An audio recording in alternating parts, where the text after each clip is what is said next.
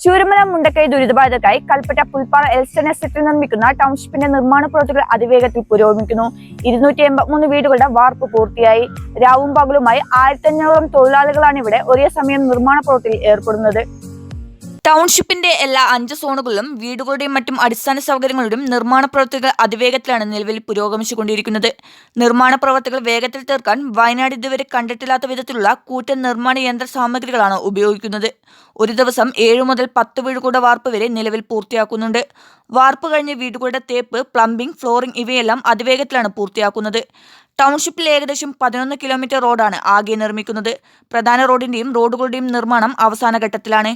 ഫെബ്രുവരി 2 100 വീടുകളെങ്കിലും ഗുണഭോക്താക്കൾക്ക് കൈമാറാനുള്ള തീവ്ര പരിശ്രമത്തിലാണ് നിലവിൽ നിർമ്മാണ പ്രവൃത്തികൾ എൽസ്റ്റൺ എസ്റ്റേറ്റിൽ പുരോഗമിച്ചുകൊണ്ടിരിക്കുന്നത്. അതിവേഗത്തിൽ തന്നെ നിർമ്മാണ പ്രവൃത്തികൾ പൂർത്തീകരിച്ച് ടൗൺഷിപ്പിലെ മുഴുവൻ വീടുകളും ഗുണഭോക്താക്കൾക്ക് കൈമാറാൻ കഴിയുമെന്ന പ്രതീക്ഷയിലാണ് സർക്കാരും കരാറുകാരായ ഊരാളുങ്കൽ ലേബർ സൊസൈറ്റിയും. Aswathy KG, News 1 Kalpetta.